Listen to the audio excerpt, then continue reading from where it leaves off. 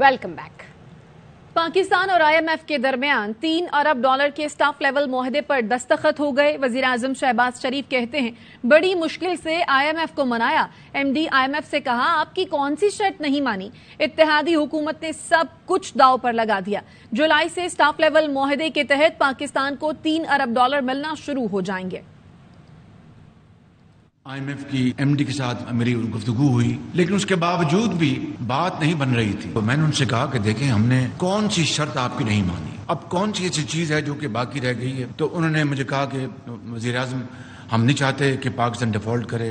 Paris की हमारी meeting जो थी वो एक टर्निंग पॉइंट था। आज मैं कह सकता हूं कि स्टाफ लेवल एग्रीमेंट हो चुका, ये 9 महीने का और $3 अरब का है। जुलाई में इसकी बोर्ड की मीटिंग के फौरन बाद किस्तें मिलनी शुरू हो जाएं। मुद्दत पूरी होने पर हुकूमत छोड़ देंगे। वजीर आजम शहबाज शरीफ ने साफ अल्फाज में बता दिया कि एक दिन ज्यादा हुकूमत में नहीं बैठेंगे।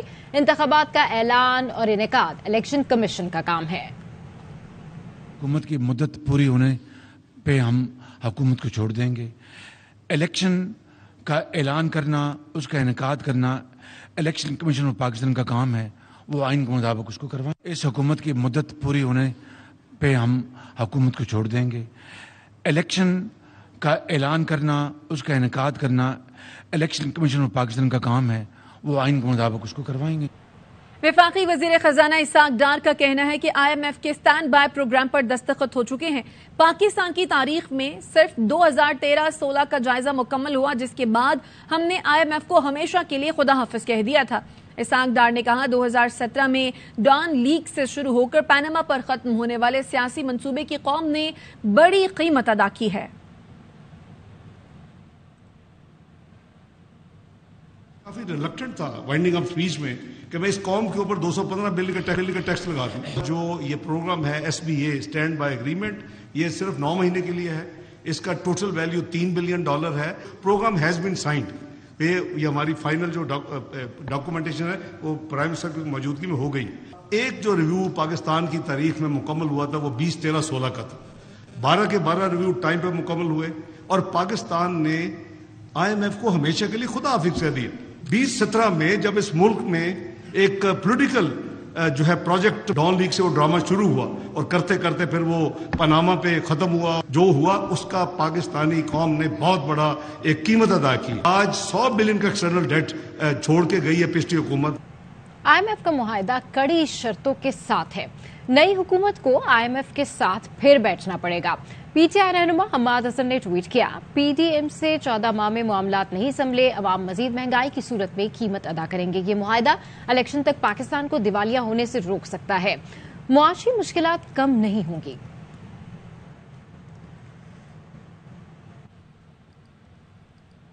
पाकिस्तान के लिए दोस्त मुल्कों से भी मजीद फंड्स की राह हमवार हो गई है। जराए का कहना है सऊदी अरब से 2 अरब, मुत्तहिदा अरब अमारात से $1 अरब जल्द मिलने का इम्कान है। दोनों मुल्क पाकिस्तान को फंड्स देने के लिए IMF को यकीन दहानी करा चुके हैं। आलमी बैंक, ADB, इस्लामी तरक्याती बैंक से भी मजीद फंड्स मिलेंगे। जराए ने दावा किया आलमी मालियाती इदारों से रकूम की फराहमी में तेजी आएगी। रुपए पर दबाव कम और ज़र मुबादला के ज़खायर मुस्तहकम होंगे।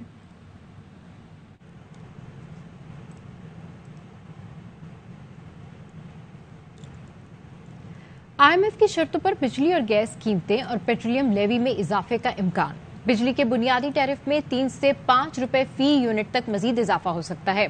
जराए का कहना है ओगरा ने गैस औसतन 50% तक महंगी करने का फैसला हुकूमत को भिजवा रखा है। इत्तेहादी हुकूमत गैस के निर्खों में अब तक 112% तक इजाफा कर चुकी है। IMF से क्या शर्तें तय हुई, अवाम को बताना होगा। साबिक वफाकी वजीर शेख रशीद अहमद कहते हैं 300 अरब रुपए मजीद टैक्स अवाम पर लगा है। ये गढ़ा आने वाली हुकूमत के लिए खोदा गया है। मुआशी सियासी इज्जत नीलाम हो जाए तो ना कोई मदद करता है, ना आसानी से वापस आती है। बजट के असरात गरीब के घर में और हुक्मरानों के चेहरों पर पढ़े जा सकते हैं। हुक्मरान सियासी फैसले दुबई में इसलिए करते हैं कि वो खौफजदा हैं। और बकरीद के दूसरे दिन मजे मजे की खानों की बात इस ब्रेक के बाद। हमारे साथ रहिए। तो ईद के दूसरे दिन बच्चे अपने वालिदैन के साथ मौजूद हैं और मौज मस्ती करने आए हैं। मजीद जानते हैं लाहौर से हमारी नुमाइंदा सिद्रा गयास से। जी सिद्रा, बच्चे कैसे एंजॉय कर रहे हैं? आज ईद का दूसरा रोज़ है और बच्चों की मौज मस्तियाँ जारी हैं। कल कुर्बानी की और आज बच्चे जो हैं वो पार्क्स में और जू में स्पेशली घूमने के लिए आए हैं। मेरे साथ भी यहाँ पर बच्चा पार्टी मौजूद है, इनसे जानते हैं। मुझे ये बताओ अभी तक कितने मज़े किए हैं, कौन कौन सा जानवर पसंदीदा है आपका? Lion, tiger, elephant. कितना मज़ा आ रहा है यहाँ पे? बहुत इंजॉय कर रहे हैं। तो इसके बाद क्या प्लान है? हम बाहर फोटोस जाएंगे। इनका मजीद भी मौज मस्ती का प्लान है और भी बच्चे मौजूद हैं। आप कितना एंजॉय कर रही हो? बहुत ज्यादा। और क्या क्या देखा अभी तक? अभी सारा कुछ देख लिया, मजा आया देख के। जी बिल्कुल, बच्चों की मौज मस्तियाँ जारी हैं और आज बच्चे स्पेशली वालिदैन से जिद कर जू आए हैं ताकि अपने मनपसंद जानवरों को देख सकें, उनके साथ वक्त गुजार सकें और अपने ईद के दिन को मजीद खूबसूरत बना सकें। जी, बड़ी ईद, नमकीन पकवान। ईद के दूसरे रोज चटपटे पकवानों से रिश्तेदारों की तवाज़ु की जा रही है। इस हवाले से मजीद जानते हैं फैसलाबाद से अपने नुमाइंदे कमर जमान से। जी कमर। दूसरे रोज एक ऐसी फैमिली के साथ मौजूद हैं जो अपनी बहन को मिलने आए हैं और यहाँ पर बच्चे भी साथ हैं। मजा आ रहा है। कल तो हमने मेहमान नवाजी की और आज हम खुद मेहमान बन गए हैं। बच्चों की तो डबल ईद है, ईद कुर्बान भी है, कुर्बानी गोश्त की डिशेज भी खाने को मिल रही हैं और आपस की बात है ईदी भी मिलती है। हमने जनाब नमकीन गोश्त बनाया, हमने यखनी पुलाव बनाया, हमने बाटी बनाई है और हमने फेनियाँ बनाई हैं साथ और फल शाल हैं, चाट बनी है साथ, जूसेस हैं। बच्चों की पसंद का भी तो ख्याल रखा जाता है ना, तो होना भी चाहिए। बच्चों की छुट्टियां भी थी और ईद तो ईद लगनी चाहिए ना। और कल तो हमने कपड़े भी नहीं पहन सके थे, घर में हम किचन में घुसे हुए थे। ईद तो कुर्बानी की थी, लगता है साथ साथ औरतों की कुर्बानी भी अब जारी है। खातून है वो अपनी बहन के घर मिलने आई हैं, बच्चे भी साथ हैं और खातून का ये कहना है कि कल ईद का पहला दिन तो खुद मेज़बानी करते गुजरा है, खुद वो मेहमानों को भुगताती रही हैं, घर में किचन में रही हैं, मसरूफ़ रही हैं और आज खुद यहाँ पर मेहमान बनी हुई हैं और इसके साथ साथ मज़े के जो मुख्तलिफ पकवान हैं यहाँ खाए जा रहे हैं और बच्चे भी खूब मौज कर रहे हैं आज के दिन। जी तो जनाब, बड़ी ईद हो और पाए ना बने, ऐसा तो हो ही नहीं सकता। और पेशावर वाले तो पाए बनवाने के लिए बाजारों का रुख कर रहे हैं। मजीद तफसीलात जानते हैं हमारे नुमाइंदे शहजाद महमूद से। जी अपडेट कीजिए शहजाद। के मौके पर पाए ना खाए जाए तो बड़ी ईद अधूरी रहती है। पेशावर में अष्टगरी के मुकाम पर पायों को साफ करने के लिए आर्जी दुकानें सज जाती है। लोग यहाँ पर छोटे बड़े जानवरों के पाए साफ करने के लिए लाते हैं। इंतहाई महारत से ये पाए साफ करवाए जाते हैं। जब कुर्बानी होती है तो लोड ज्यादा होता है, घर में सफाई करना मुश्किल हो जाता है क्योंकि थकावट भी होती है। तो इस वजह से हम यहाँ ले आते हैं तो इनका रोजगार भी आर्जी तौर पर चला रहता है और हमारा काम भी हो जाता है। जो पाए साफ करवाने वाले लड़के हैं, जब उनसे हमारी बात हुई है तो उनका ये कहना है कि बड़े जानवर का जो जोड़ा है उसके पाए साफ करने की कीमत 1000 रुपए मुकर्रर की है और इसी तरह जो छोटा जानवर है उसके 4 अदद जो पाए हैं उसकी कीमत 1500 रुपए मुकर्रर की गई है। ईद कुर्बा के दूसरे रोज मेयर हैदराबाद काशिफ शोरो शहर में सफाई के इंतजामात का जायजा लेने निकले हैं। हमारे नुमाइंदे जाहिद कलहोड़ो मेयर के हमरा मौजूद है, उनसे मजीद जानते हैं। जी जाहिद। दूसरा रोज है कुर्बानी का और मेयर हैदराबाद जो है काशिफ शोरो साहब वो निकले हुए हैं शहर में और शहर के मुख्तलिफ इलाकों का दौरा किया है। इससे बात करेंगे। बताइएगा कितनी डंपिंग स्टेशंस बनाई गई हैं और कितना कचरा अभी तक उठ चुका है?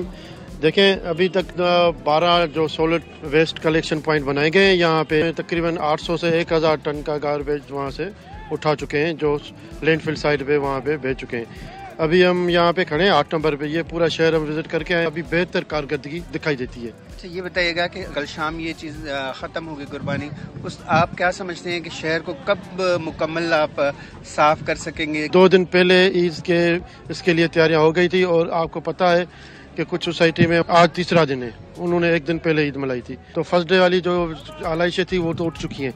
सेकंड डे वालों पे उन पे काम चल रहा है, उसमें भी जो सुबह आई थी वो उठ चुकी है। फर्स्ट शिफ्ट हो गई है, अब सेकंड शिफ्ट इनकी है। अरे शहरी जो है वो तावन कर रहे हैं आपसे? भरपूर तावन कर रहे हैं बहुत सारी जगहों पे हमारे साथ। कहीं कहीं पे हमारे उक्का दुक्का शिकायतें आ रही है। इलेक्टेड नुमाइंदे हैं वो वहाँ पे देख रहे हैं इस चीज़ों को और काम चल रहा है।